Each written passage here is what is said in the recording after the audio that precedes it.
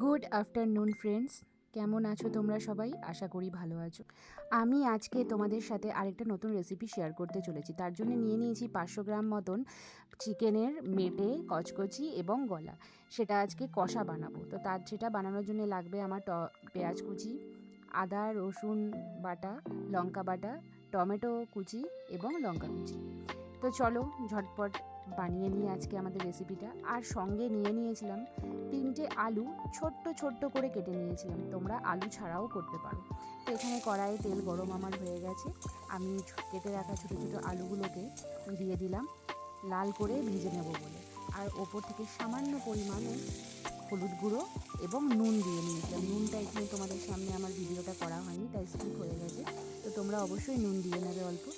দেখো এখানে আমার আলুটা কিন্তু ভাজা হয়ে গেছে। এবার আমি আলুটা উঠিয়ে রেখে দেবো একটা অন্য পাত্রে। এরপর আমি আলাদা করে আবার একটা কড়াই গরম করে নিয়েছিলাম এবং তার মধ্যে দিয়ে দিয়েছিলাম রিফাইন্ড অয়েল। তোমরা সর্ষের তেলও ব্যবহার করতে পারো। আর ফোড়নের জন্য দিয়েছিলাম একটা গোটা শুকনো লঙ্কা আর 2 চামচ জিরে গুঁড়ো। দেখলে তোমরা কোনটুকু চামচ, ছোট্ট চামচের 2 চামচ।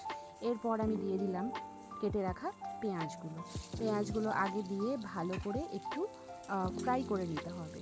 তো আমি বারবারই বলি, যখন পেঁয়াজ ফ্রাই করবে ওপর থেকে অবশ্যই একটু নুন দিয়ে দেবে, তাতে কি হয় ভাজাটা ভালো হয়। এরপর আমি দিয়ে দিলাম আদা লঙ্কা বাটাটা একটু বেশি হয়ে গেছিলো বলে তাই পুরোটা আর দিলাম না। আর রসুন লঙ্কা বাটাটাও দিয়ে দিলাম, তার সাথে দিয়ে দিলাম টমেটো কুচিটা। এবার ভালো করে নাড়াচাড়া করে নিতে হবে। যখন নাড়াচাড়া করব তখন দিয়ে দিতে হবে হলুদ গুঁড়ো। নুন তো আগেই দিয়ে নিয়েছিলাম, তাই এবার এই মশলাটা হালকা মতন ফ্রাই করে নিতে হবে, পুরোপুরি কষালে চলবে না। এবার আমি দিয়ে দিলাম চিকেন ঠিক নয়, মানে স্টমাক আর মেটে যেটা, সেটা আমি দিয়ে দিলাম। দিয়ে ভালো করে নাড়াচাড়া করতে থাকলাম।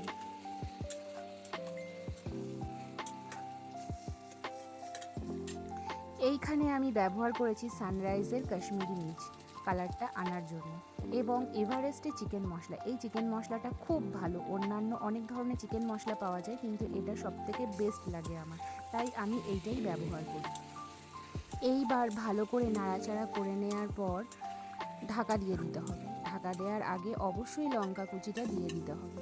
লঙ্কা কুচিটা দিয়ে আবার একটু নাড়াচাড়া করে নিয়ে ঢাকা দিয়ে দিতে হবে। ঢাকা দিয়ে দিলে কি হবে জানো তো, জল বেরিয়ে আসবে, সেই জলেই কিন্তু সেদ্ধ হবে। আর অবশ্যই ফ্লেমটা কিন্তু আস্তে করে নিতে হবে। আর এখানে আমার একটু হলুদ কম পড়েছিল, তাই আমি আবার একটু হলুদ দিয়ে নিয়েছিলাম, কালারটা ঠিক আসছিল না বলে। এবার দেখো 10 মিনিট পর আমি ঢাকনাটা খুললাম, খুলে দেখলাম যে কত জল বেরিয়ে গেছে। এই জলেই কিন্তু আমার অর্ধেক সব সেদ্ধ হয়ে গেছে। এরপর আমার যে ভেজে রাখা যে আলুগুলো ছিল, সেই আলুগুলোও আমি ওর মধ্যে দিয়ে দিলাম। ছোটো ছোটো করে কেটেছিলাম বলে আর ভাজা ছিল বলে আলুটা আগেই কিন্তু হাফ সেদ্ধ হয়ে গিয়েছিল। এবার আমি আলুটা দিয়ে ভালো করে নাড়াচাড়া করে নিয়ে আবার আমি লিড দিয়ে ঢেকে দিলাম।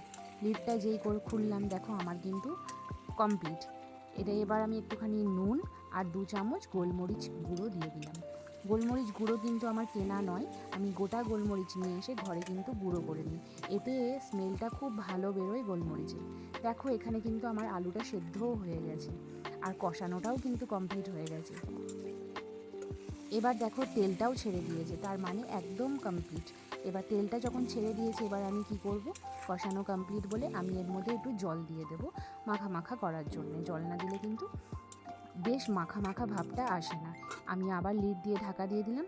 লিড খুলে দেখো তৈরি আমার মেটে কচকচি চচ্চড়ি। তো বন্ধুরা, তোমরা কে কে এই রেসিপিটা খেতে ভালোবাসো আমাকে অবশ্যই কমেন্টে জানিও। আর রান্নার প্রসেসটা কীরকম হলো সেটাও তোমরা আমাকে কমেন্ট বক্সে জানিও। তো আজকের মতন আসছি, টাটা।